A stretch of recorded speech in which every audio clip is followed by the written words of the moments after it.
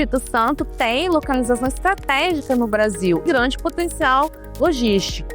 Mas, mesmo diante disso, ainda precisa avançar em algumas questões.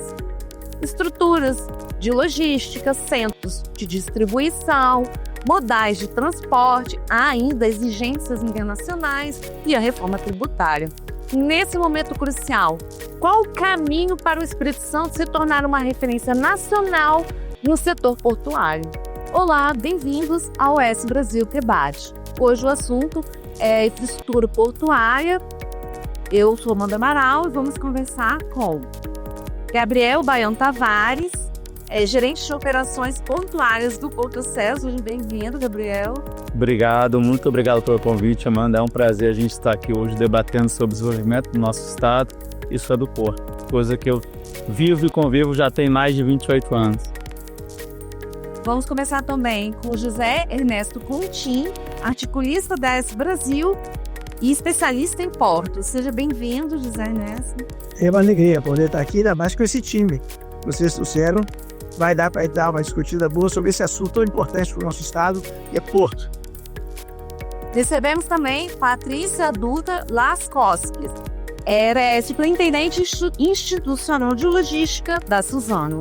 Seja bem-vinda. Obrigada. Prazer estar aqui com os colegas. A gente já se conhece de bastante tempo. Eu tenho 30 anos de história portuária.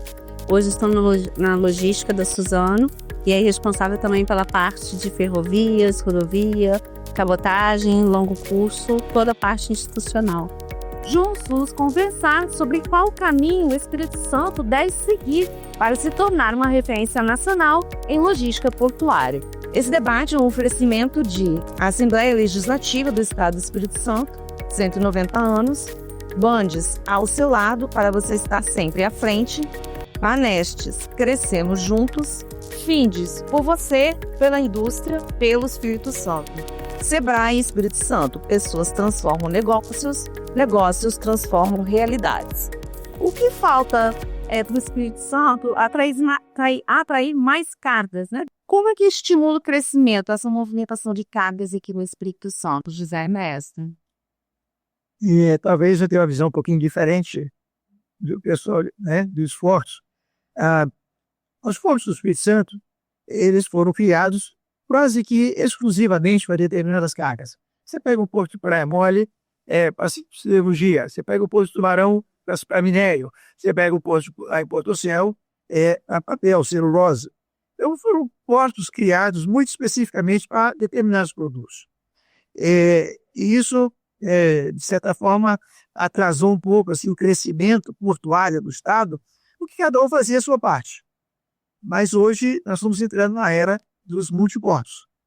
Ainda mais depois da criação do início da Invetame, que é um multiporto, eu creio que esse trabalho dos portos angariar mais cargas. É o caso de Porto Céu, que já está fazendo isso com maestria, várias cargas, produtos siderúrgicos, produto granito, tá? Outras cargas estão lá para trabalhar. Eu creio que isso é que vai fazer o que o Espírito Santo, de fato, tenha uma rede de portos que atenda à necessidade dos exportadores, não só do Estado, como fora do Estado também. O José Ernesto citou o Porto Céu, né? É isso mesmo, Gabriel? Eu acho que ele citou muito bem, acho que o início da parte portuária do Espírito Santo, eu acho que lá atrás, quando a legislação permitia, era necessário que a gente tivesse portos que atendessem a faca, né? Então, numa logística horizontal. Isso ao longo do tempo foi sendo alterado e com a mudança da legislação permitiu que os portos pudessem avançar e encontrar novas mercadorias, que é o que nós temos feito em Porto Céu. Então, a gente hoje tem se reestruturado e tem angariado, preparando tanto o desenvolvimento de pessoas, desenvolvimento de infraestrutura, para que novas casas consigam operar no terminal. Acho que o grande importância, né, do todo o processo no Espírito Santo é a gente olhar um pouquinho para fora, né? A gente precisa de infraestrutura um pouco na parte externa. Acho que a parte do modal aqui é um problema, né? Local Espírito Santo, a gente tem também no Brasil, então a gente precisaria de avançar um pouco na parte rodoviária para que as cargas consigam chegar na parte ferroviária. Então eu vejo um pouco da necessidade de sempre estar conversando com o governo para que a gente consiga avançar. A gente consegue ter um bom diferencial ainda no norte do estado, onde a gente ainda permite com que a gente tenha a nossa área em volta do porto preservada. Hoje a gente sabe que os portos no Brasil foram, ao longo do tempo, sendo engolidos pela cidade, o que atrapalha ainda mais a dificuldade da carga, traz um transtorno para a própria população. Então, o que a gente precisa fazer? É como ter esse crescimento, garantindo que aquela cidade não avance do porto e que o porto fique preservado. Essa questão que o Gabriel colocou, né, entre a cidade e o porto, esse realmente é uma questão que vem sendo discutida? Vem sendo discutida e mundo afora tem se especializado justamente para criar uma relação porto-cidade que seja mais harmônica, né? A gente precisa dos trabalhadores mais próximos das infraestruturas portuárias. O porto, ele é um gerador de emprego, é um gerador de negócios, de divisas, de riquezas, e a gente quer que a comunidade faça parte desse conjunto e não que se sinta excluída ou encare o porto como um vizinho indesejado, que não é o caso. E aí existe todo um programa para fazer essa aproximação de forma que ambos possam ser beneficiados. O Centro Rochas e o Centro de Comércio de Café de Vitória fizeram uma carta aberta falando da falta de estrutura, né, logística portuária. Na opinião de vocês, quais seriam soluções, né, ou seja, de estrutura, né, que vocês acreditam que possa melhorar essa questão da estrutura dos portos? Eu pegando o que o Gabriel colocou, quer dizer, de fato, não adianta também você ter portos extremamente eficazes se você não tem uma rodovia, uma ferrovia que dá acesso com facilidade. O Espírito Santo ainda é carente de rodovias para trazer café. No caso do café, é um problema sério, porque isso é espalhado no estado inteiro, fora do estado. Então, isso vem de caminhão. Quer dizer, realmente falta uma infraestrutura que aceite trazer. Os portos estão crescendo, os portos estão se melhorando. Só vou dar um exemplo aqui agora de Praia Mole, Praia Mole está diversificando, está melhorando seus equipamentos. Os equipamentos mais modernos de Praia Mole, até pouco tempo atrás, tinham 30, 40 anos. Hoje, Praia Mole está investindo pesado em equipamentos novos, programáveis. Você já pode fazer hoje um embarque de produtos siderúrgicos sem ninguém encostar a mão. Quer dizer, isso vai aumentar a produtividade, vai aumentar a segurança do trabalho, os portos se modernizando. Mas a parte de trás ainda está faltando. E aí quem entra é o governo, de fato, enxergar isso com antecedência. Não vai esperar dar gargalo para depois construir uma estrada. Aí vai ser uma tragédia para todo mundo. A gente costuma dizer que da porteira para dentro, os portos têm ficado cada vez mais eficazes. Em termos de produtividade, qualidade e segurança, os portos brasileiros, de uma forma geral, e aqui principalmente no Espírito Santo, não deixam nada a desejar para os portos do exterior. Eu só complementaria o que o Ernesto falou, é que além dos acessos terrestres, rodovia e ferrovia, a gente também precisa de investimento nos acessos marítimos. Hoje, especificamente aqui para o Espírito Santo, qual é o maior gargalo?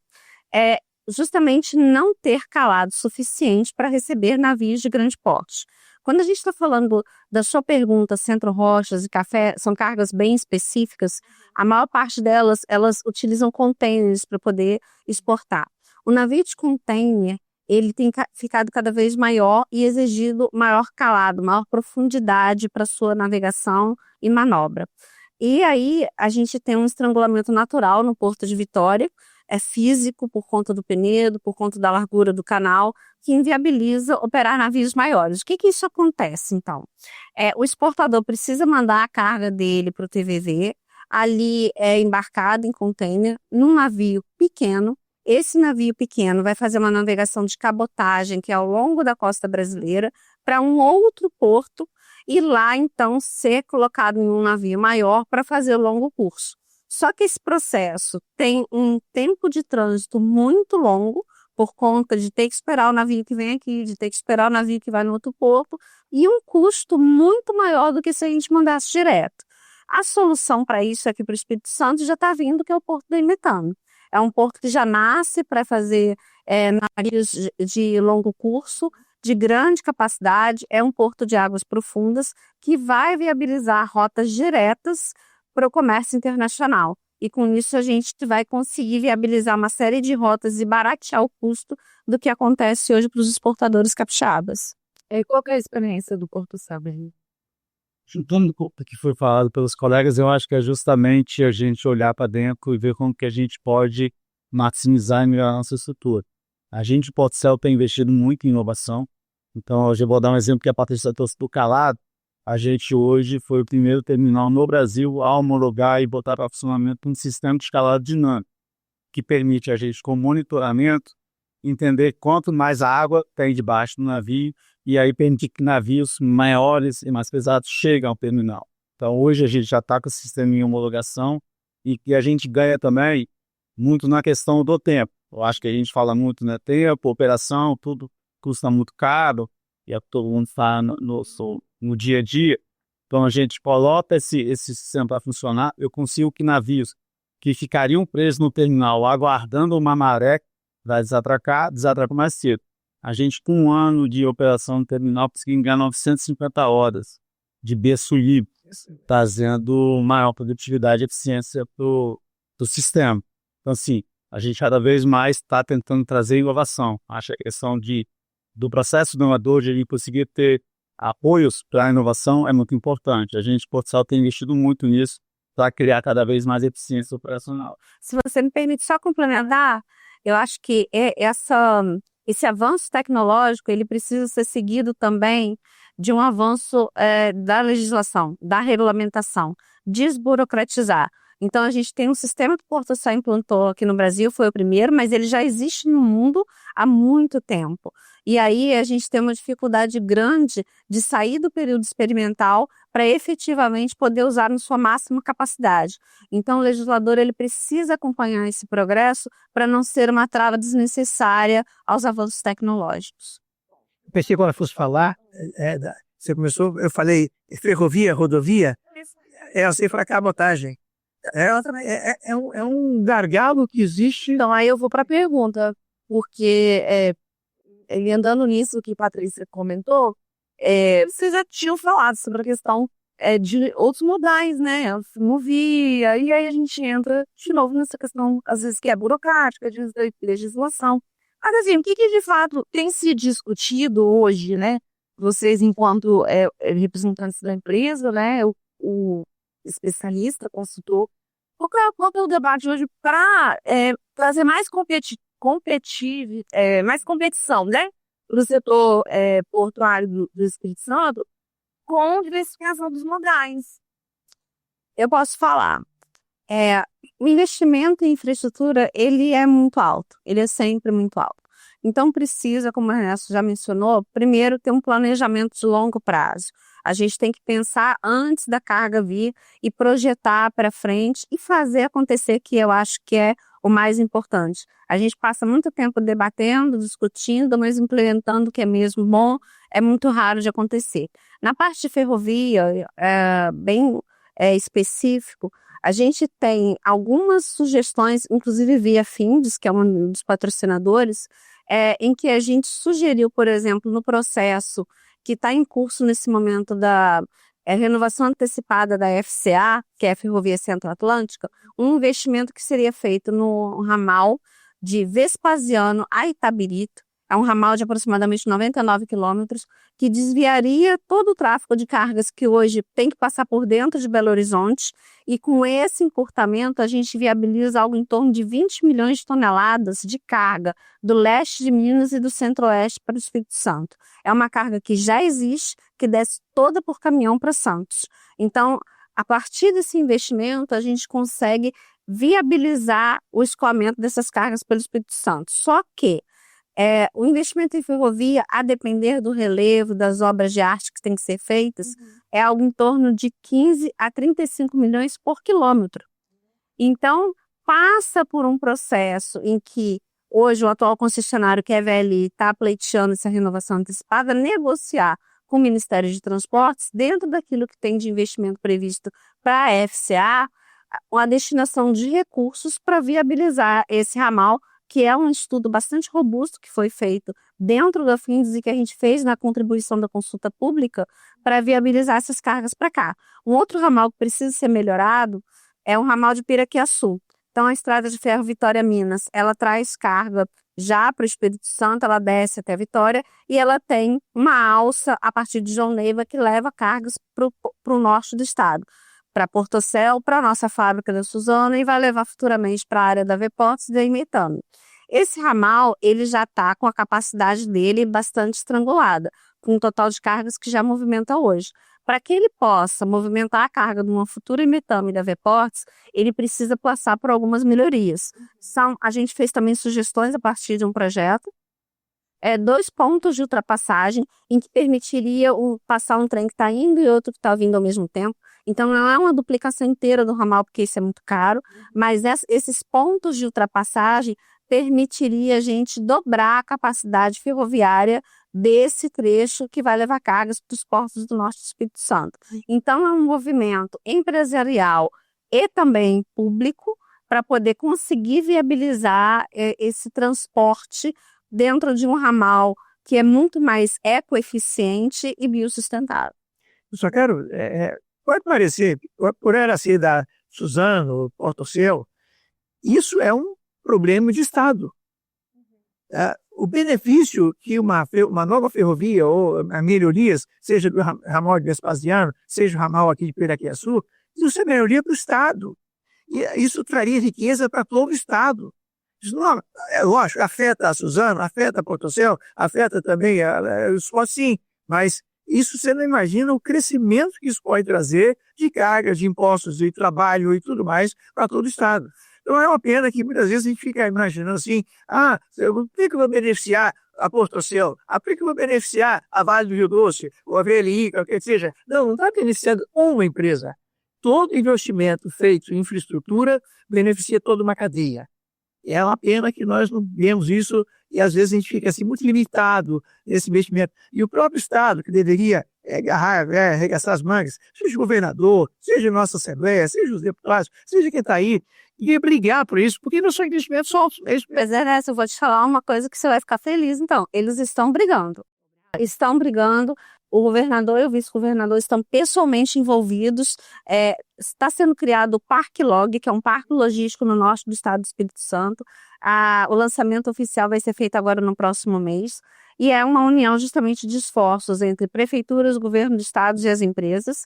E através desse Parque Log, nós temos atuado junto ao Ministério de Transportes, ao Ministério de Portos e à agência ANTT de Transportes Terrestres, e também junto ao VLI para tentar viabilizar esses investimentos.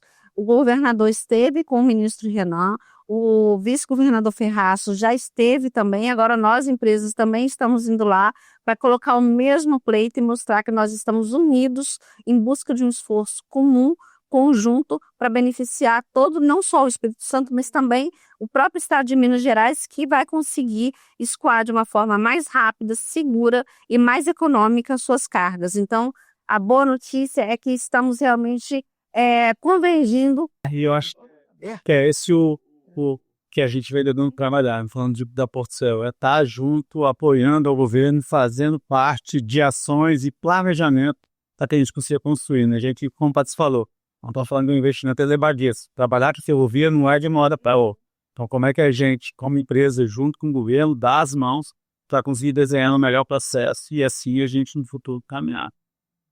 Sobre os centros de distribuição, né? Tem alternativas aí que estão sendo discutidas, a Patrícia comentou, mas precisa melhorar mais, tem mais coisas a ser feita. Qual a sua opinião? Né? Pergunta para sobre a ZPE, lá de Aracruz. Tá? Ela pode dar. Por aí, talvez. Criar mais ZPEs, criar zonas onde que poderia produzir, exportar. O empresário precisa dessa ajuda, né? Onde o custo de você produzir seja menor do que o custo que você tem hoje fora daqui. Então, criando mais EPE, criando condições para que isso seja uma realidade, eu acho que funciona. Dentro do Parque Log, a gente fez um inventário de bens no norte do estado e também de áreas disponíveis e de vocações que cada prefeitura pode contribuir para a gente poder realmente ter um parque logístico que atenda não só a parte portuária, ferroviária e rodoviária, mas também todos os centros de distribuição, ZPE, Estação Aduaneira Interior, toda a rede de apoio logístico para viabilizar o maior crescimento do Estado a partir desse parque logístico número 1, que é no norte do Estado, e que nada impede que depois seja multiplicado para a região metropolitana e outras regiões. Mas a ideia é justamente que a gente possa criar as infraestruturas de apoio dedicadas de acordo com o tipo de carga que é o core que vai ser desenvolvido na região. E aí, a partir desse inventário de bens, a gente sabe no planejamento estratégico exatamente que infraestruturas a gente vai precisar investir e como vamos fazer isso ao longo do tempo para estruturar um plano de ação que seja mobilizado conjuntamente pelas prefeituras e pelas empresas para poder viabilizar essa implementação. Como o modal ferroviário pode ser melhor integrado à estrutura portuária capixaba para ampliar a competitividade? É o que a gente já vinha falando. Mas, assim, vamos colocar do ponto de vista da população. Porque como é que ela vê toda essa mobilização, né? A gente estava falando do porto, a cidade, assim, essa relação. E por outros investimentos que foram citados, são grandes intervenções, né? Como é que é esse diálogo? Como é que, né, que é importante a questão da ferrovia, né? Foi um dos modais que vocês não citaram. Eu vou citar um exemplo só.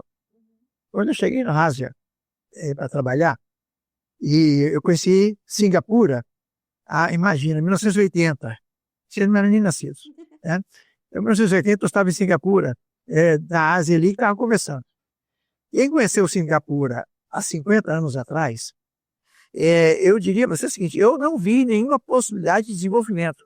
Mas hoje é o país com maior renda per capita do mundo. Tudo por causa de quê? Do porto. Só tem porto. Então, para você entender que investimento em porto permitiu que Singapura, a China, de maneira geral, Taiwan, a própria Coreia, todos os países da Ásia, permitiu que eles crescessem, e a sua população também, Hong Kong, tudo mais, né? Quer dizer, crescesse de uma forma que não dá nem para imaginar. E eu não conseguiria imaginar em 1980 que esses países e esses portos iriam chegar nesse ponto.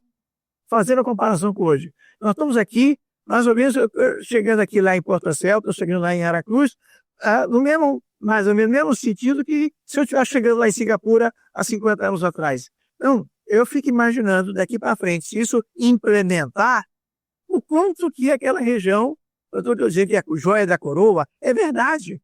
Se investir mais em porto, nesses modais aqui, a tendência, não sei se vão chegar, se é uma Singapura, né, o Guangzhou, o porto da China, mas o que eu diria para você é o seguinte, que as possibilidades são enormes de desenvolvimento para toda uma população. Não é só para o porto, mas toda a população. Há um crescimento geral em todas as áreas. Eu vejo isso. Você concorda, Patrícia? Essa visão mesmo? É isso mesmo. Tem uma série de serviços que são agregados e os países mais ricos são aqueles justamente que vivem de serviços, de prestar serviços. Eu tive mês passado na Inglaterra com uma missão de terminais portuários privados e a Inglaterra não produz quase nada, é uma ilha. Eles prestam serviço, é um país extremamente rico. Todos os serviços que giram em torno da orla portuária, eles promovem evolução da comunidade. Quando a gente fala serviço, não é só aqueles diretos que vêm na cabeça, ele trabalha no porto ou trabalha no armazém.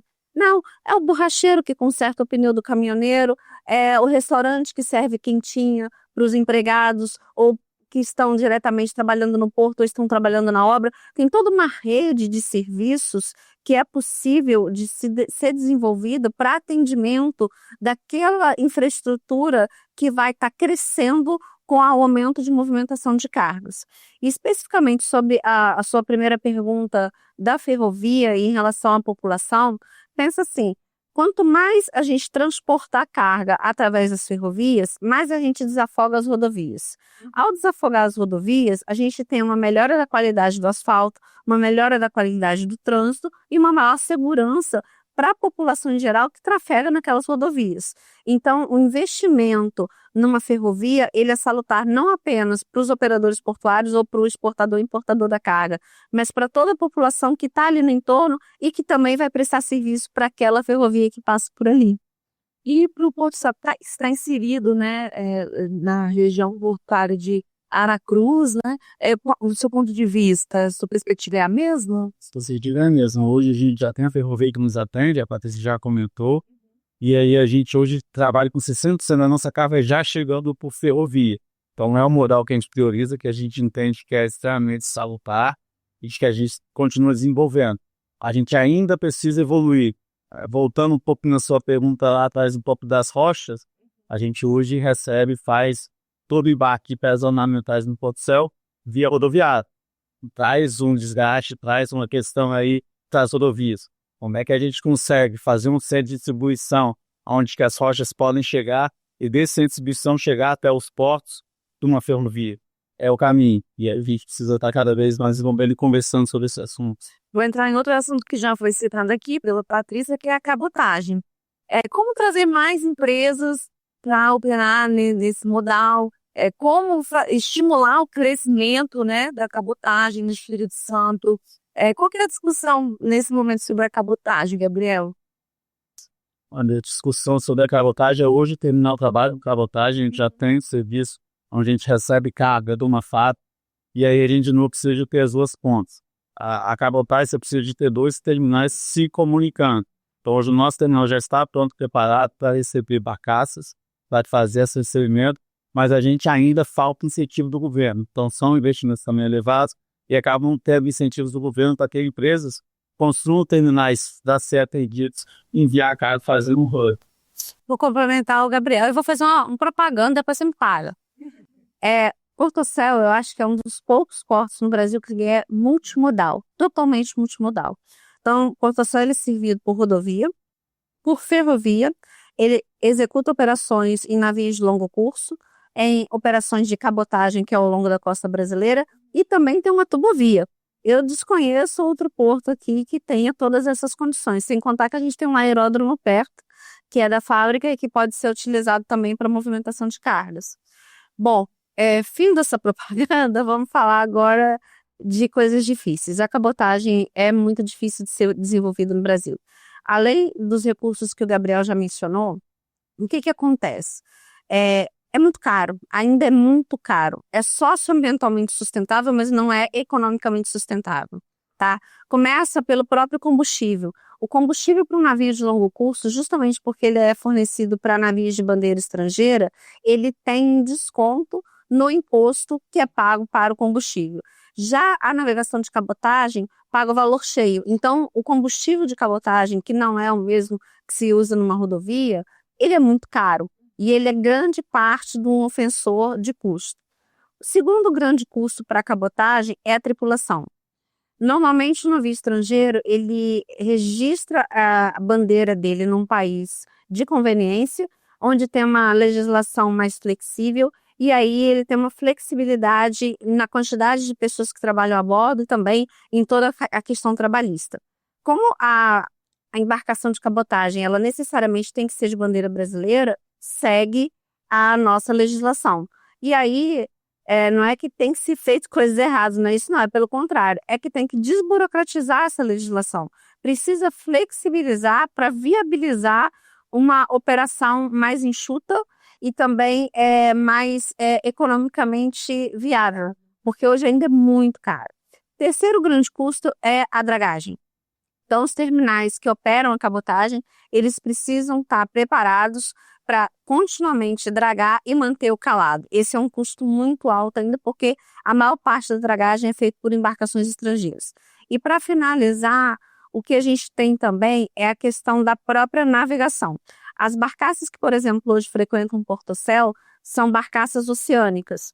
Elas são barcaças caras, porque é um modelo de barcaça para enfrentar o mar, onde você tem onda, você tem corrente, você tem vento. É diferente de uma barcaça que navega em rio, tá? E aí o custo de investimento do CAPEX desse equipamento é muito alto. E normalmente o empurrador, que é a parte da embarcação que tem a máquina, ele tem que ser encomendado fora do país. E aí você tem todo um custo de importação e também até próprio de translado para essa embarcação, que quando você soma tudo isso, inviabiliza o transporte quando comparado, por exemplo, com uma rodovia. a lei de cabotagem, ela é recente, né? A BR do Mar. É de 2021, 2022, se eu não me engano. Tinha uma esperança, mas pelo que vocês estão... Vou dar só um exemplo para você. Tem um cliente que estava querendo trazer carga lá do norte para Vitória. Tá? E o custo de caminhão ficava mais barato do que trazer de cabotagem. Bem mais barato. Eu ia falar bem mais barato, brigar se ele... Eu não sei com essa coragem, não, mas é verdade. Ficou bem mais barato de caminhão. É uma coisa absurda.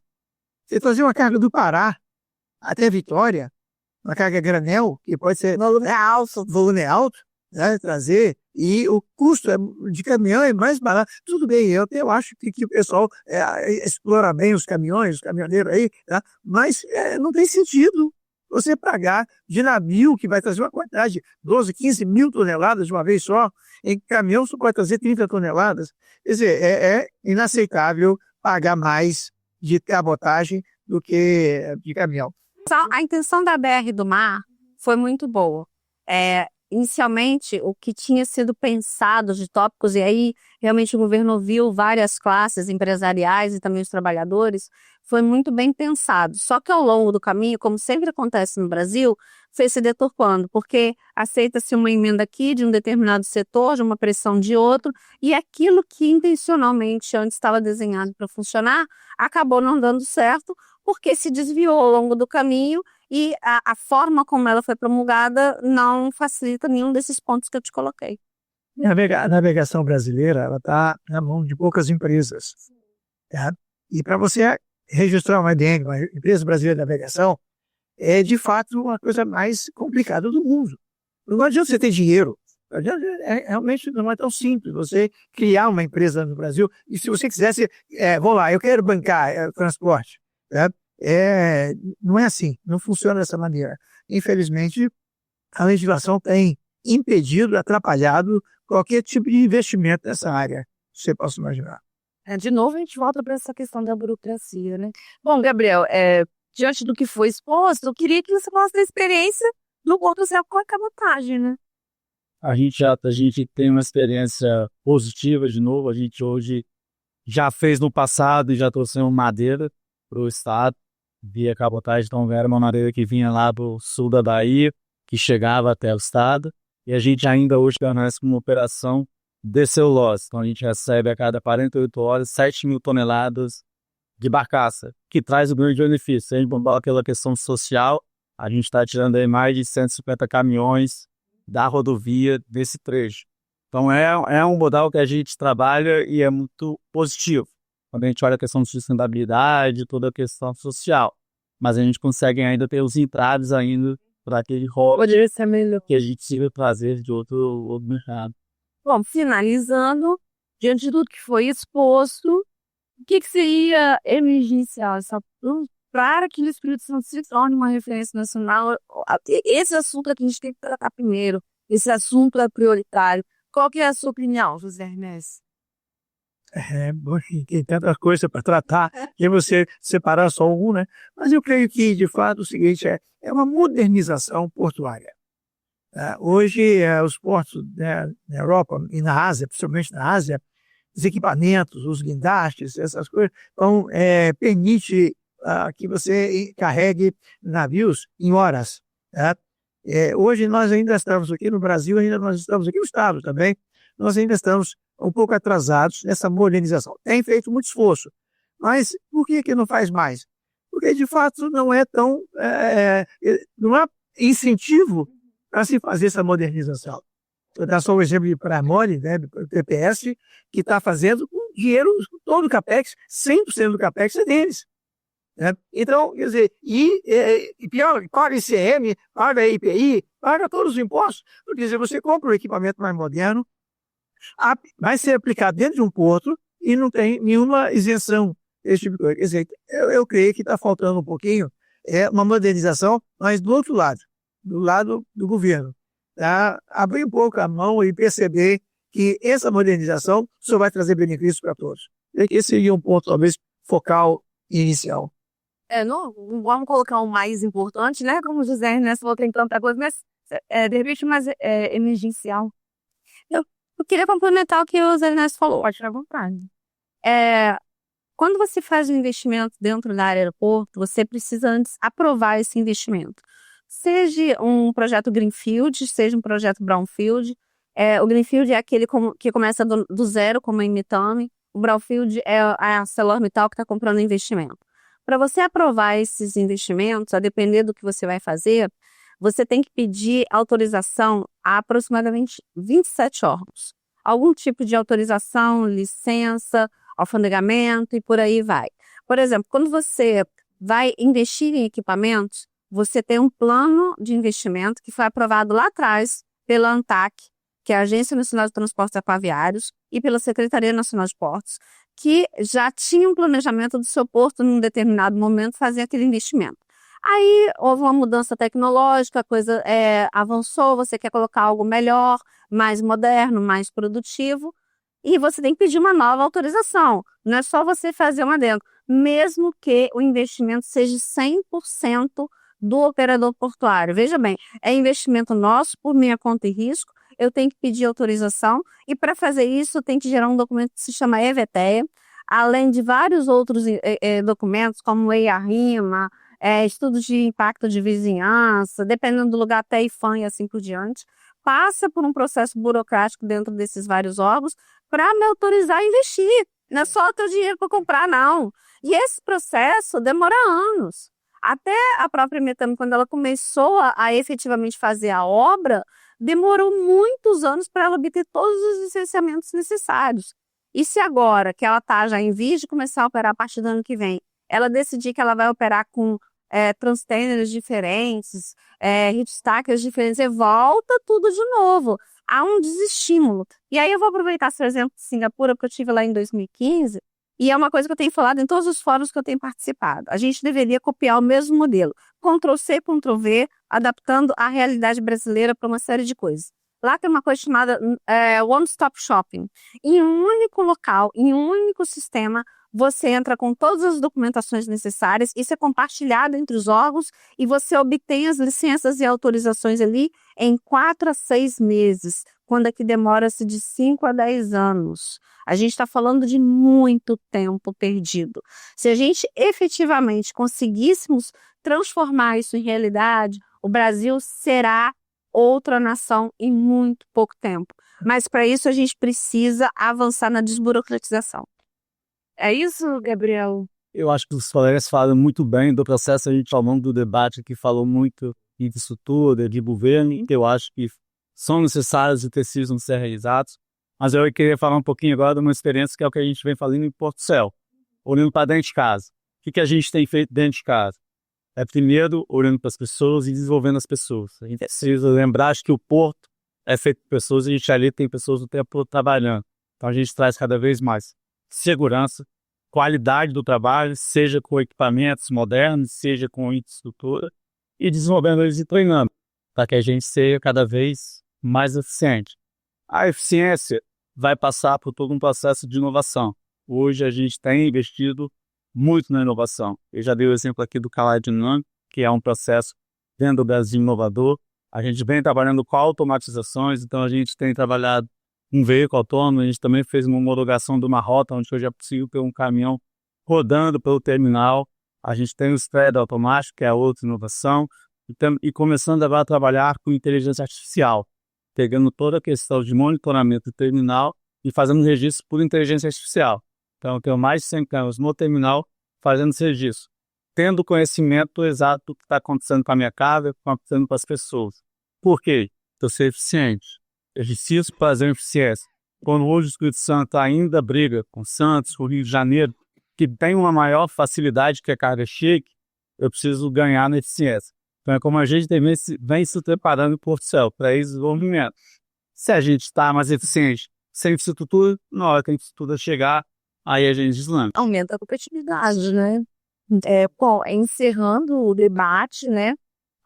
Antes de abrir das representantes de todos, confira agora algumas palavras dos nossos patrocinadores. Aqui, pela primeira vez, foi aberto o caminho para dar voz àqueles que não tinham. Neste lugar, os capixabas descobriram que quando todos podem falar, o que se ouve é a voz da cidadania. Pensando sempre à frente e olhando para frente também. Cada marco da história, dos direitos e das conquistas do Espírito Santo nasceu aqui, na Assembleia Legislativa. São 190 anos de desafios e conquistas, construindo junto com os capixabas os avanços da educação, do desenvolvimento econômico e social do nosso Estado.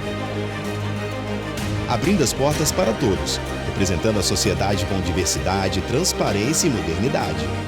E o que esperar do futuro? Juntos, vamos continuar fazendo história.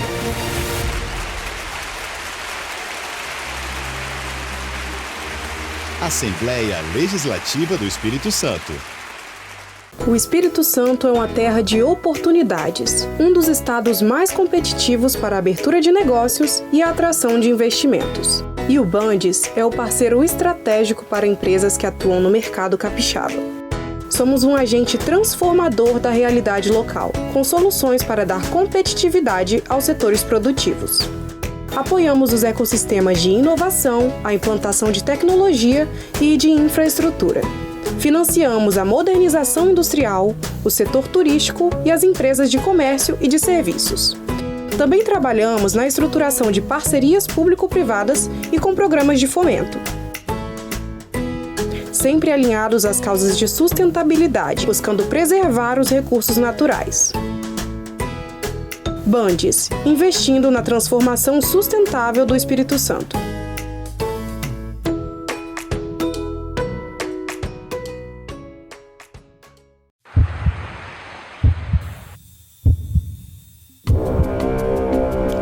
A indústria capixaba está evoluindo e o Senai está mais uma vez à frente dessa transformação.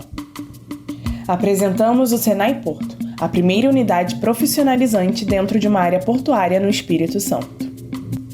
Com uma localização estratégica, o Senai Porto chega para impulsionar a economia e a qualificação profissional, oferecendo cursos em logística, gestão portuária, tecnologia da informação, economia do mar e economia criativa. Com mais de 4.000 metros quadrados e a capacidade para 1.800 alunos, essa unidade trará inovação e tecnologia para a qualificação da mão de obra capixaba. Senai, a indústria do amanhã depende das iniciativas que tomamos hoje. Investir nas pessoas para que elas invistam em seus sonhos. Isso é crescer junto. Há 22 anos, o Microcrédito Banestes incentiva microempreendedores com apoio e recursos para os seus negócios por meio do programa Nosso Crédito do Governo do Espírito Santo. Já foram mais de R$1 bilhão em créditos com as melhores condições e facilidades, dando oportunidade para empreendedores informais e sem comprovação de renda. Microcrédito Banestes. Crescemos juntos. Quando a vocação de um lugar encontra a força certa para impulsioná-la, o cenário pode mudar muito rápido. O propósito do Sebrae é transformar territórios impulsionando vocações, apoiando os pequenos negócios, fortalecendo o turismo local. Pessoas transformam negócios, negócios transformam realidades. Sebrae. O S Brasil Debate termina e eu queria agradecer imensamente a presença de José Ernesto. Muito obrigado por ter aceitado o convite. Uma alegria muito grande. Estamos à disposição para discutir um assunto que é extremamente importante para o nosso Estado, o desenvolvimento do nosso Estado. Muito obrigado. Do Gabriel, representando o Porto Céu, muito obrigada. A gente agradece mais uma vez, foi um prazer estar aqui. A gente novamente reforça. Porto Céu hoje é um terminal multimodal, multicarga. A gente vem fazendo as nossas expansões e estamos prontos para ajudar o desenvolvimento do Estado. E a Patrícia, muito obrigada por ter aceitado o nosso convite. Eu que agradeço, prazer estar aqui debatendo com os colegas, mostrando também que a gente não está dormindo no ponto. Os terminais capixabas estão trabalhando seriamente, em conjunto com o governo, e a gente vai transformar esse estado numa grande potência. Contem conosco. O S Brasil Debate termina aqui. Para você que quer ter mais informações sobre este assunto e outros, acesse sbrasil.com.br e também as nossas redes sociais. Até a próxima!